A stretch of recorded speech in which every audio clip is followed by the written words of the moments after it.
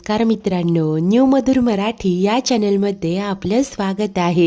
घरोघरी मातीच्या चुली या मालिकेच्या आजच्या एपिसोडमध्ये आता देसाईबाईंनी देखील डेमो देऊन हा खून शर्वरीनेच केलेला असू शकतो. जर का विक्रांत बसलेले असेल तर तिच्या उंचीची व्यक्ती देखील खून करू शकते. तिच्याकडेच मोठी होतात तिच्या हातांचे फिंगरप्रिंट सापडले, त्यामुळे तिला कठोरातली कठोर शिक्षा देण्यात यावी अशी मागणी देखील केलेली असते. त्यानंतर आता उद्या जज निकाल देणार असतात. कारवाई स्थगित होते. आता हे सगळं शरूच्या विरोधात गेल्याने तिला मात्र टेन्शनमुळे अचानक भोवळ येते आणि कठड्यातच ती कोसळते. जानकी आणि अवंतिका वंश असं म्हणत पुढे होतात तर त्या लेडी कॉन्स्टेबलने शरूला सावरलेलं असतं. नंतर तिच्या तोंडावर पाणी शिंपडलं जातं. ती शुद्धीवर येते तेव्हा जानकीला म्हणत असते की वहिनी आता काय होणार गं माझं. तेव्हा जानकी सांगते की घाबरू नका वंश, आम्ही आहोत, आपण भेटूया, येतोय आम्ही. त्यानंतर शरूला तिथून घेऊन जातात.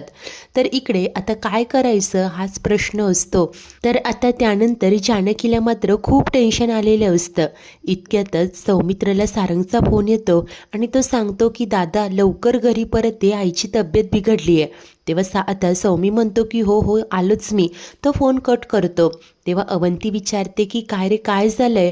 तेव्हा तो सांगतो की आईची तब्येत अचानक बिघडली आहे. सारंग खूप पॅनिक होत होता, मला घरी जावं लागेल.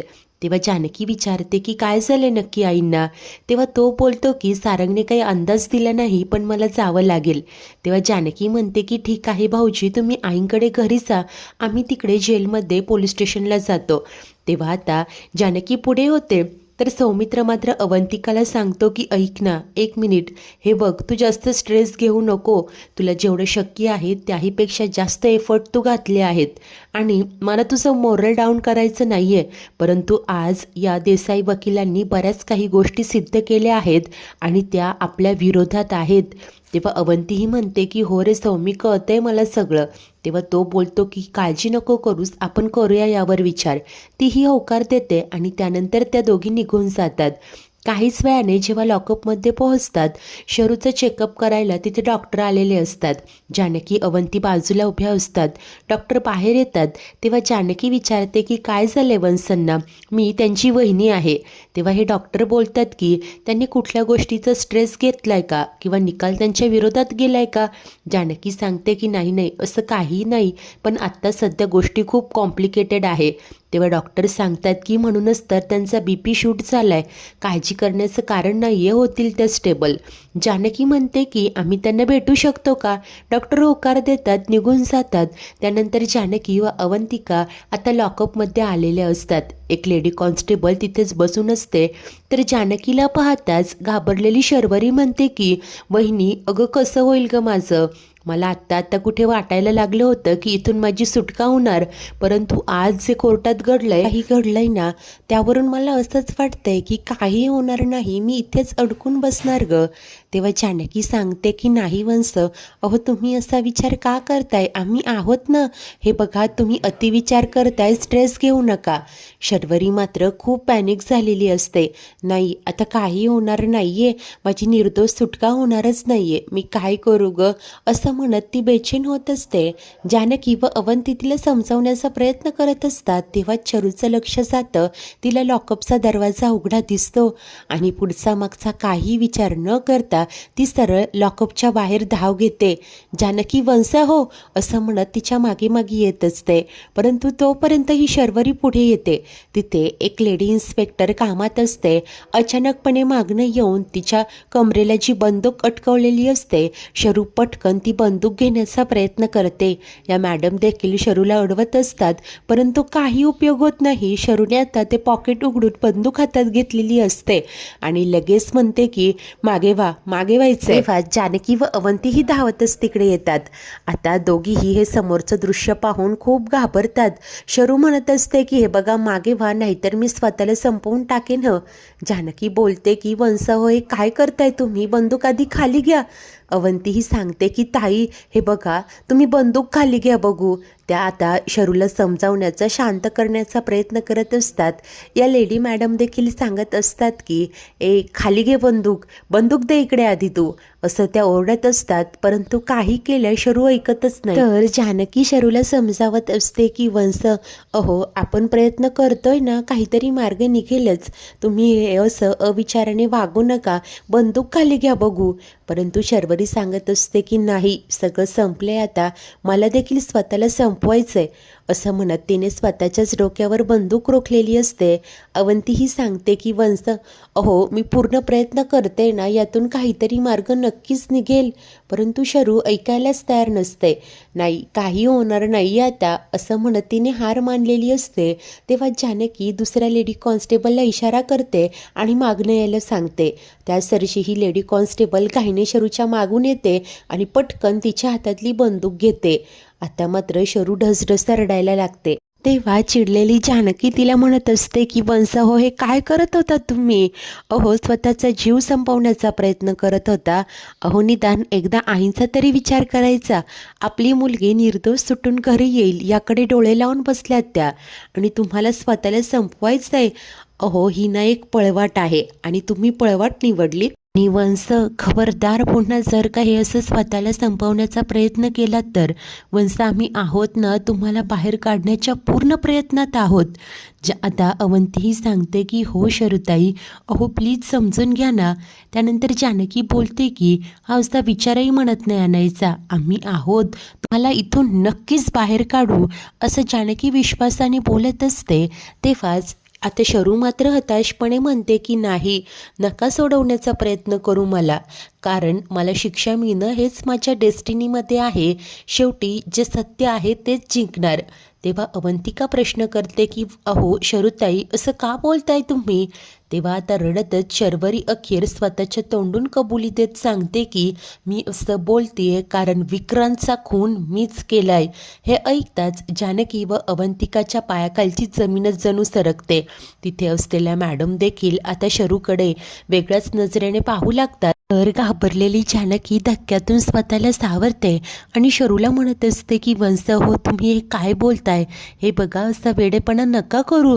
तेव्हा रडतच शर्वरी म्हणत असते की नाही ग, मीच केलाय विक्रांतचा खून, हेच खरं आहे, हा वेडेपणा मी केलाय आणि म्हणूनच आता मला जगायचं नाहीये. जानकीचा मात्र या गोष्टीवर विश्वासच बसत नसतो. इकडे शरू मात्र रडतच पुन्हा पुन्हा तेच सांगत असते की मला मरू द्या, मला नाही जगायचंय. अखेर जानकी म्हणते की वंश, अहो आधी शांत व्हा बघू, मला कळत नाहीये तुम्ही हे असं का बोलताय ते, आम्ही आहोत ना, आम्ही या सगळ्यातून तुम्हाला नक्कीच बाहेर काढू. शरू खूप रडत असते. जानकीला तिच्या मनाची अवस्था कळते आणि ती या मॅडमला रिक्वेस्ट करते की प्लीज आम्ही जरा थोडा वेळ यांच्याशी बोलू शकतो का, यांची अवस्था तुम्ही बघताय ना प्लीज. तेव्हा अखेर या मॅडम म्हणतात की ठीक आहे, पण थोडाच वेळ. तेव्हा आता जानकी सांगते की या वंश इथे या, आणि ती इकडे शरूला बाजूला घेऊन येते. त्यानंतर आता शर्वरी, जानकी, अवंतिका तिघीही बसलेले असतात. तेव्हा जानकी शरूला म्हणते की काय झाले वंश, तुम्ही हे असं अचानकपणे का बोललात? हे बघा, जे काही असेल ते आम्हाला स्पष्टपणे सांगा. तर अवंतिका देखील बोलते की हे बघा, आता जे खरं असेल ते सगळं काही सांगा, काहीही लपवू नका. तेव्हा रडतच शर्वरी सांगायला सुरुवात करते. ती म्हणते की या सगळ्याची सुरुवात माझ्यात आणि विक्रांतमध्ये खटके उडायला लागल्यापासून झाली, आणि पुढे नक्की जे जे काही घडलं होतं ते सर्व काही ती अवंतिका व जानकीला सांगू लागते. जानकीला मात्र प्रचंड टेन्शन आलेलं असतं, ती स्तब्धच झालेली असते. त्यानंतर आता रात्र होते. जानकी व अवंतिका घरी पोहोचतात. तेव्हा त्या ऐश्वर्याला सगळं काही सांगतात. ऐश्वर्या लगेच म्हणते की चला, मी तर आधीपासूनच म्हणत होते की विक्रांतचा खून त्या शर्वरीनेच केलाय, पण तुम्हाला दोघींना अचानक हा साक्षात्कार कसा झाला? तेव्हा जानकी उत्तर देते की शर्वरी वंशांनी स्वतःच्या तोंडून आम्हाला हे सांगितलंय. तेव्हा ऐश्वर्यालाही आश्चर्य वाटतं. तिने असं आज अचानक का सांगितलं, हाच प्रश्न ती करते. तेव्हा जानकी म्हणते की कदाचित त्यांना ही गोष्ट कळाली असेल की त्यांना शिक्षा होणारच, म्हणूनच आपल्या कुटुंबाला सत्य काय आहे ते कळायला हवं, याचसाठी त्यांनी सगळं सांगितलं असेल. हे ऐकून ऐश्वर्या मात्र लगेच बोलते की मला तर आधीपासूनच माहिती होतं की त्या शर्वरीनेच विक्रांतला मारलंय आणि तिचं हे बोलणं सुमित्रा ऐकते. पुढे येऊन रागानेच ऐश्वर्याला सुनावते की अगं बस, माझ्या मुलीत आणि तुझ्यात नक्की काय वैर आहे ग, का सतत तिच्याबद्दल वाईट बोलत असतेस. तेव्हा जानकी समजावते की आई प्लीज तुम्ही शांत व्हा ना, तुमच्याच तब्येतीसाठी चांगलं नाहीये.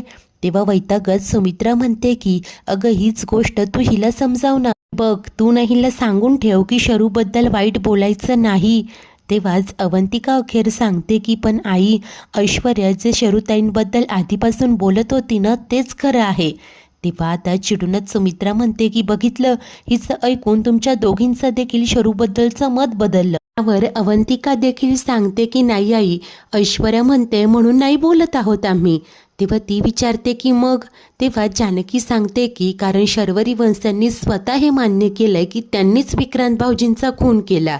हे ऐकताच सुमित्रेला मोठा धक्का बसतो. पुढे ती स्वतःला सावरत म्हणते की नाही नाही, हे शक्यच नाहीये, माझी शरू कुणाचा खून करूच शकत नाही ग, कदाचित कुणाच्या तरी दडपणाखाली येऊन ती हे असं बोलत असेल किंवा कोणी तिला धमकावलं असेल. तेव्हा जानकी सांगते की नाही आई, अहो शर्वरी वंश कुणाच्याही दडपणाखाली आलेल्या नाहीये, त्यांनी स्वतः हे कबूल केलं.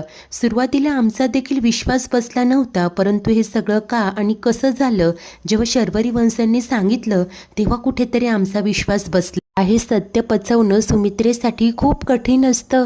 ती खूप रडत असते आणि म्हणत असते की नाही ग जानकी, शरूने खून केलाय तोही स्वतःच्या नवऱ्याचा, म्हणजे इतकी वर्ष मी आणि नानांनी तिच्यावर जे संस्कार केले ते वाया गेले. जानकी तिला समजावते की नाही आई, अहो स्वतःच्या संस्कारांवर ही अशी शंका घेऊ नका. अहो शर्वरी वंशांनी हे जे काही केले कारण परिस्थितीच तशी आली होती, त्यांच्या हातून अनाहूतपणे हे सगळं घडलंय, त्यांचा नाविलाज होता. रडतच सुमित्रा बोलते की अगं पण स्वतःच्याच नवऱ्याचा खून करण्याची वेळ आली, एवढं काय घडलं होतं. तेव्हा अवंतिका सांगते की आई, ॲक्च्युली शरूताईंनी विक्रांतला सेल्फ डिफेन्समध्ये मारलं, कारण त्यांनी विक्रांतला नानांना मारताना पाहिलं होतं, तेही स्वतःच्या डोळ्यांनी. म्हणूनच त्या क्षणी त्या तिथे पोहोचल्या होत्या, परंतु त्या नानांना नाही वाचवू शकल्या. आणि जर का त्यावेळी त्यांनी विक्रांत भाऊजींना मारलं नसतं ना, तर विक्रांत भाऊजींनी शरूताईंना मारून टाकलं असतं. आता हा सगळा धक्कादायक खुलासा ऐकून ऐश्वर्याही खूप गोंधळते. सुमित्रा तर तोंडालाच हात लावते, रडतच बोलते की मला तर हे सगळं ऐकवत देखील नाहीये, हे कसं शक्य आहे, विक्रांत रावांनी यांना मारलं. जानकी सांगते की हो आई, विक्रांत भाऊजींना नानांकडून पैसे हवे होते, नाना पैसे द्यायला तयार नव्हते, म्हणूनच त्यांनी नानांना ढकललं. तू आता काही केल्यास सुमित्रेचा या गोष्टीवर विश्वासच बसत नसतो. ती रडतच सांगते की विक्रांतराव असं कसं करू शकतात, ते खूप चांगले होते ग, आम्हाला त्यांच्या आईवडिलांच्या जागीच मानत होते ते, आणि तेच नानांना कसं मारू शकतात. म्हणजे काय आता या जगात काही चांगुलपणा उरलाच नाहीये का. अगं माणसं पैशांसाठी वाटेल ते करायला लागलेत का, असं म्हणत सुमित्रेचा त्रागा होत असतो. तेव्हा जानकी समजावते की आई प्लीज तुम्ही शांत व्हा ना, आणि हे बघा स्वतःच्या संस्कारांवर तर अजिबात संशय घेऊ नका. आई अहो कधी कधी आपण माणूस ओळखायला चुकतो, आपल्याला नाही कळत तो माणूस जसा आहे तसाच आहे. कदाचित भाऊजींच्या बाबतीत देखील आपण त्यांना ओळखायला चुकलो असू. रडतच सुमित्रा म्हणते की मला ना हा प्रकारच सहन होत नाहीये. अगं हे सगळं काय आहे बरं, मला सांग, जर का शरूने आत्मरक्षणासाठी त्यांना मारलंय तर मग आपण तिला सोडवू शकतो का. तेव्हा जानकी म्हणते मला नाही हे सांगता येणार अवंतिका. अगं तेव्हा अवंती समजावते की आई होय, हे असं होऊ शकतं, परंतु शरूताईंनी कोर्टापासून एवढी मोठी गोष्ट लपवली, यासाठी त्यांना शिक्षा देखील होऊ शकते. वर घाबरूनच सुमित्रा म्हणते की नाही ग, हे असं शिक्षा वगैरे असं काही बोलू नको. हे बघ जानकी, तू तर आजवर मला दिलेला शब्द कधीच मोडला नाहीये ना, मला वचन दे तू माझ्या शरूला सोडवून आणशील. जानकी मला वचन दे. जानकी खूप गोंधळते. सुमित्रा मात्र सांगत असते की नाही, मला काही ऐकूनच घ्यायचं नाहीये, मला वचन दे, शरूला या सगळ्यातनं तू बाहेर काढशील आणि घरी घेऊन येशील. जानकी म्हणते की हे बघा आई, प्लीज तुम्ही शांत व्हा बघू, आणि मी तुम्हाला वचन देते की मी शर्वरी वंशांना घरी घेऊन येईल, असं म्हणत ती सुमित्रेचे डोळे पुसत असते. इकडे हे वचन देत असते तेव्हा अवंती आणि ऐश्वर्या मात्र एकमेकींकडे गोंधळत पाहत असतात. मित्रांनो, आजचा हा एपिसोड इथेच संपतो. तर पुढील भागात आता शर्वरी कोर्टात सगळं काही खरं खरं सांगत असते. ती जज साहेबांना म्हणते की मी जेव्हा नाश्ता केला तेव्हा 11:20 झाले होते. 11:15 वाजता फ्रेश होऊन मी 12:05 राहुलला फोन करून त्याच्याशी बोलले. त्यानंतर 1:50 मी तिथे पोहोचले जिथे विक्रांतने नानांना मारलं होतं, आणि त्यानंतर मी 1:55 विक्रांतला सेल्फ डिफेन्स म्हणून मारलं. आता जानकी तर धक्क्याने हे सगळं ऐकतच असते. त्यानंतर जज कोर्टाचा निकाल देत सांगतात की स्वतःचा बचाव म्हणून कुणाला मारणं याला खून म्हणू शकत नाही, म्हणूनच हे कोर्ट शर्वरी यांची निर्दोष मुक्तता करत आहे. तर या शर्वरीला खूप आनंद झालेला असतो. ती खाली येते, ऋषीला मिठी मारत त्याला भेटत असते. जानकी आणि ऐश्वर्या दुरूनच हे पाहत असतात. तर ऐश्वर्या बोलते की आता तर शर्वरीची निर्दोष मुक्तता झाली, काही टेन्शन नाही आहे.